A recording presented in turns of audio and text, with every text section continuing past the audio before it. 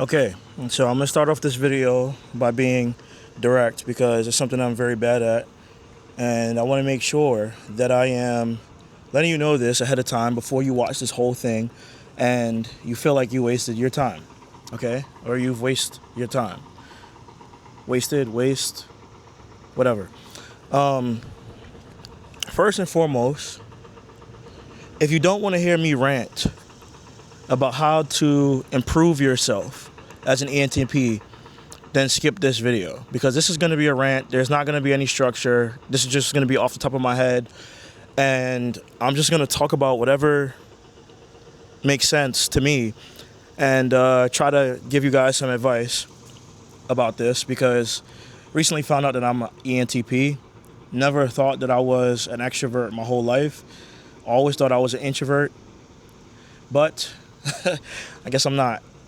You know, after looking at the MBTI, reading psychological types, looking at multiple different ENTPs, analyzing with, probably putting over 250 hours into like studying. All right, maybe not that much. That's probably an over exaggeration. Let's say roughly, 30 hours of studying. Yeah, that was a crazy exaggeration. I've come to the conclusion. And then I also got typed by Mercer from Mongolian Mindset, which further confirmed that I'm an ENTP. So this video is going to intend to tell you why I think most ENTPs stay stuck in life, why I feel like if I didn't have trauma in my life, I would be stuck, and how you can basically, I guess, navigate this, right? There's some flies around here. So first and foremost, as an ENTP, you already know your function stack. You're, extroverted, intuitive, introverted thinker, extroverted feeler, and introverted sensor, right? You already know this. So that means that everything in the world looks like a possibility to you. And you think for yourself. So because you think for yourself, most of the time when you see what other people are saying, you're in your own world. You see the possibilities that no one can see. And then on top of that, you'll critique what other people are saying because you're very skeptical. That's how I am. I'm very skeptical. Anybody can tell me anything. I'm open to hearing what they have to say, but ultimately, if it doesn't make sense to me, it doesn't make sense. So I have to always make it make sense. I have to always critique it. I have to always analyze it. I have to understand it. And, sometimes this can get you in trouble. Sometimes it can be good. It depends on how you look at it. But for the most part, I think that it's been pretty good for me because it's guided how I move and every step that I take in the future. So first and foremost, I know as an ENTP, one of the things that you struggle with is identity. The reason why I know this is because obviously I've been struggling with this my whole life.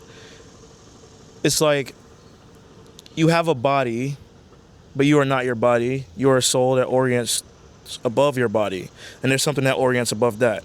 So ultimately what you are is energy. And your energy that is basically navigating the earth. And everybody that exists around you, they're also energy, and you are them, right? If you saw my typing with Mercer, this is what I'm going to say. But so being that you are energy, being that you struggle with your identity, first and foremost, I think that you shouldn't focus on this battle of identifying who you are, because who you are is constantly changing. You're constantly evolving. You're constantly looking at so many things that people are not looking at. You're analyzing so many things that people are not analyzing. You're coming up with new connections, right? And this means that as you navigate through life, you constantly change. I mean, I think like ENTPs have the biggest challenge with this in general because of how many things that we can see and how many things that we can pursue. And if we decide to pursue something, you have to basically kill your old self in order to pursue the new self that you want to become. And every step forward is an act of becoming. Right?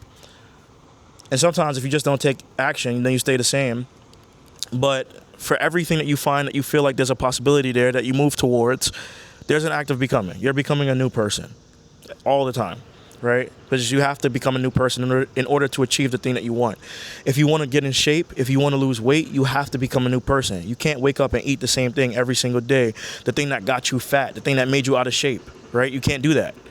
So you have to realize that everything is fuck. This is one of the cons of being an ENTP. I don't remember what the point of what I was saying is, but I'll say this because this is what this just reminded me of. You have to realize that everything, you're going to struggle the most out of everyone with shiny object syndrome, because everything, you see the world as a shiny object. So, and you're always going to think every idea that you have is good, and it's not necessarily, every idea that you have isn't necessarily good. Okay? So here's some things that I've been able to do that has helped me to navigate this, what one might call struggle and what others might call superpower. Because since I'm so open, I can see, I'm repeating myself, but I can see so many things that people can't. So it's like I'm chasing endless possibilities, but at the same time, the possibilities that I'm chasing are possibilities that somebody else wouldn't be able to see. So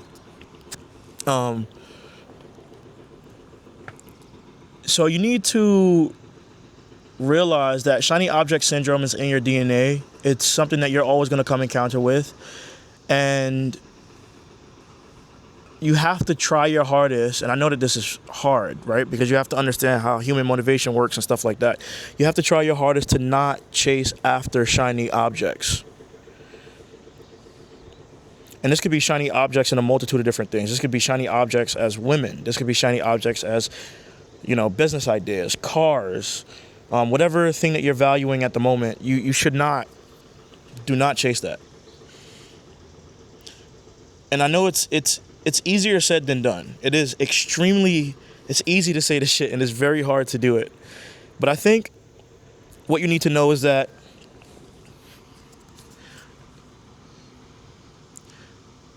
the world tells you to create a vision in order to accomplish what you want. But you, my friend, you need an anti-vision. You don't need a vision. You need an anti-vision. You need to know everything that you don't want, because everything to you is already, you can see the outcome of everything. You can see where you can take not the outcome, but you can see where everything can go, where everything can lead you. And you're optimistic in the chase. So what you need is you have to absolutely know what you don't want in life. And then the best way, once you figure out what you don't want in life, you put that on a polarity axis. So everything that you don't want is the opposite of everything that you want. And that makes it way easier, at least to me, to navigate the challenges that you might be facing. Right? So look at the world in terms of what is everything that I don't want. It is going to be far superior for you to create an anti-vision than to create a vision. And then you basically work backwards. What is the opposite of everything I don't want?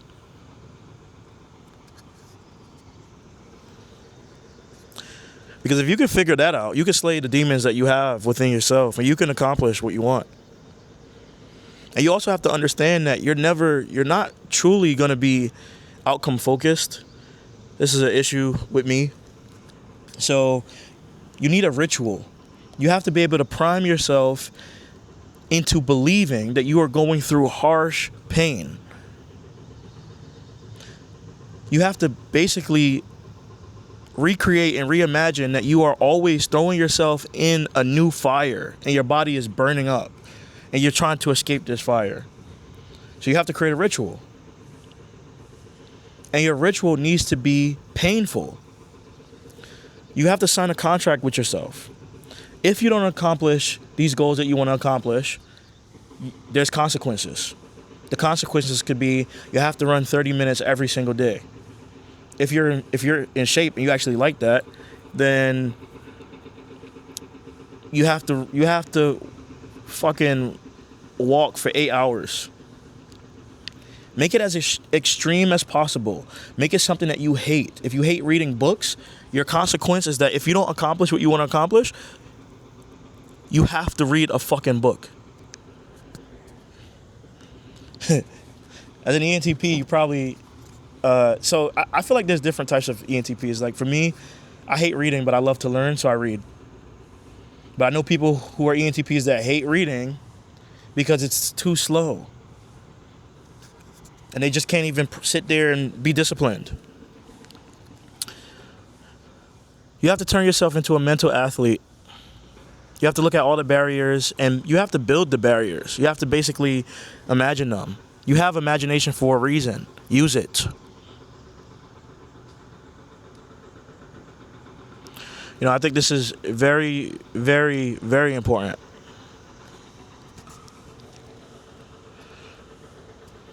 You got to have a ritual, man.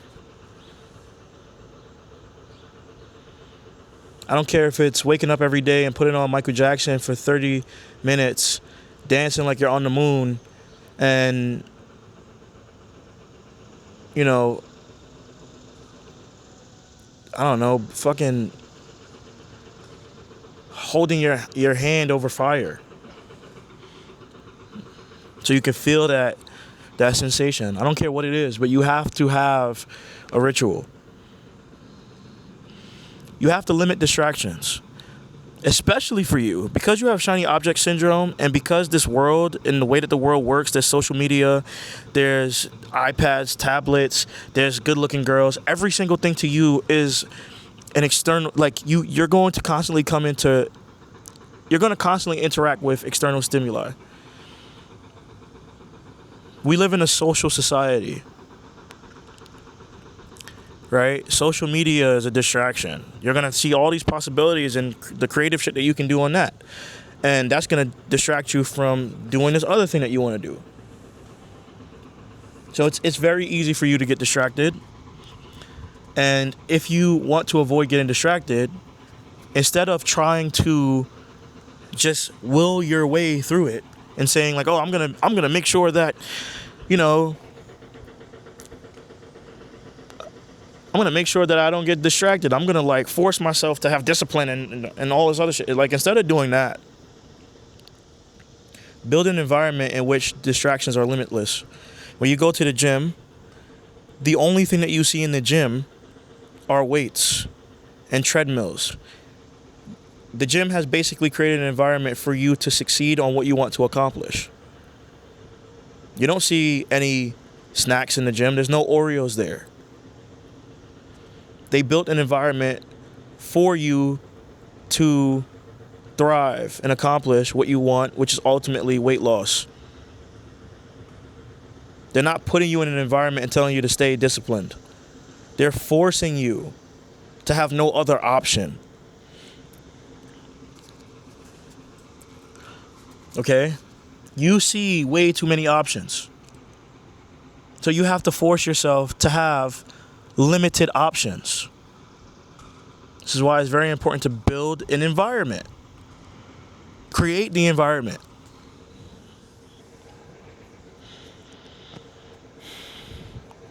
Another thing that you'll realize, so there's this like misconception that as an ENTP, you're going to automatically have great communication skills. I don't believe that. You can't tell me that because, I guess it depends on what your definition of great is, right? Like, to other people, we might seem as great communicators, but to me, I felt like I was a dog shit communicator for a very long time. And I had to learn how to communicate better. And I only learned how to communicate better from throwing myself in the fire and constantly doing it. When you force yourself to do shit that's... Like, if you want to become a great communicator, go sell Windex. Go buy 30 bottles of Windex and knock on the door of your neighbors and sell Windex to every single person. You'll become a great communicator. Trust me. You'll become a great communicator if you want to become a great communicator. But I use this as a representation of... what this also reminds me of is the stereotypes that people will say. People will call you the visionary. They would tell you that you have all these great ideas. They would tell you that you can be, successful if you just focus. They'll look at everyone else. They'll look at Andrew Tate. They'll look at Jim Carrey. They'll look at all of these ENTPs, and then because you struggle with your identity, you'll say, well, if they did it, I can do it. And it's not that you can't, but it's just that you have to be brutally honest with yourself and also say that you are not these people, and everything that you are taking on in life is your responsibility. It's not just because you can see somebody else that is like you that means you're going to automatically become that person. You are not that person. You are your own individual, and if you want to get further in life, you have to acknowledge this, okay? You have to acknowledge this, and you have to take it seriously. You don't have no fucking birthright to get what you want from life. You have to build and create the life that you want. You have to engineer that shit. You have to engineer that shit. Okay? You're going to have ups and downs all the time.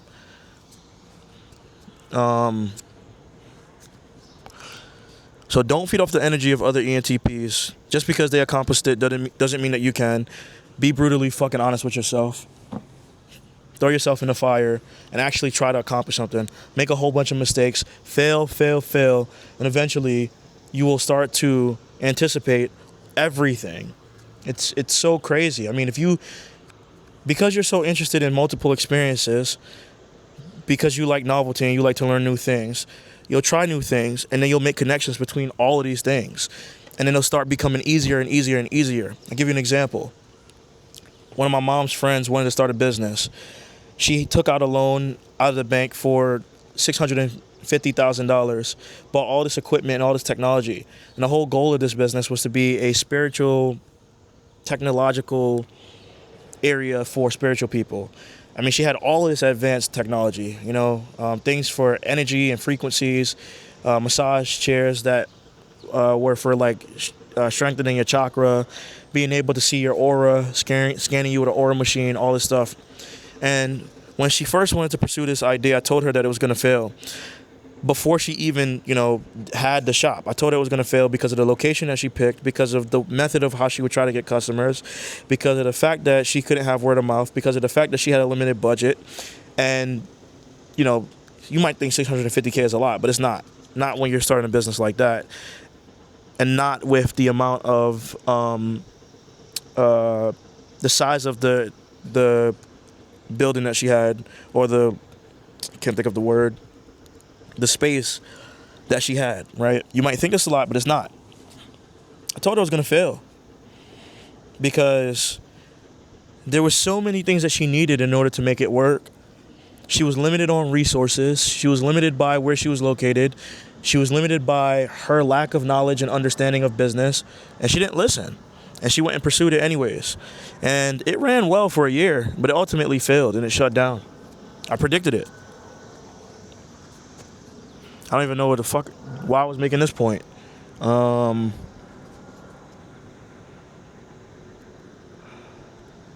Yeah, I don't remember what was the point of that, but I predicted that downfall.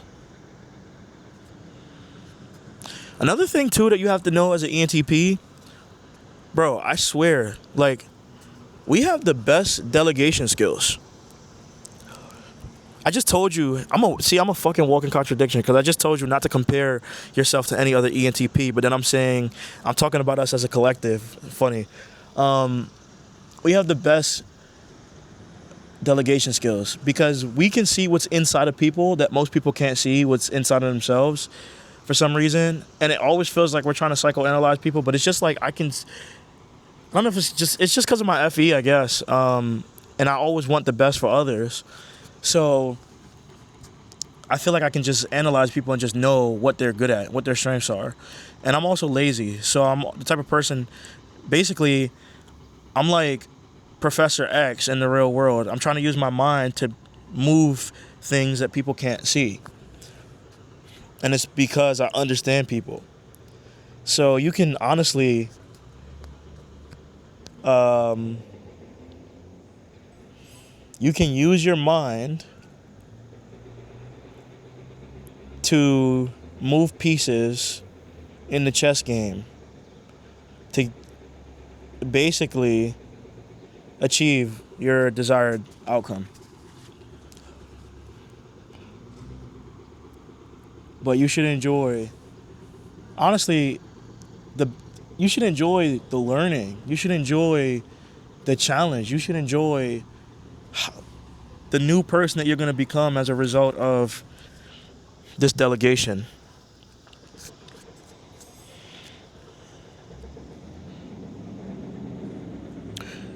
And I think the last thing I'll talk about is the war within you.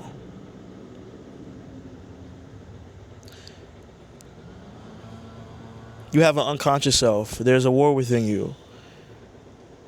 And you are not conscious of it. And you need to basically treat yourself like you're a mental athlete. But the only thing is,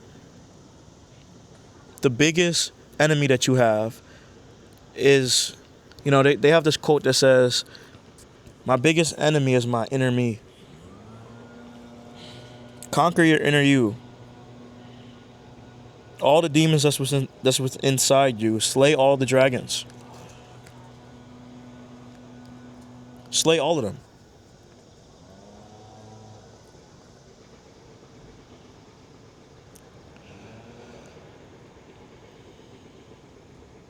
Because that is your biggest enemy. It truly is. You are already in a war. And your war is with your shadow. And your shadow hasn't won up on you, because your shadow, though is unconscious, takes up the majority. It's like of the things that you do. And you are unaware. So half of this battle in life is just reprogramming yourself. And I think the easiest way to reprogram yourself is to figure out what are the stories that you're telling yourself, to look at those stories, and then create a new narrative.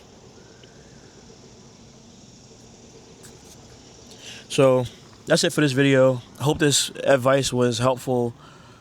I know I just rambled like fuck, but yeah, that's it. Peace.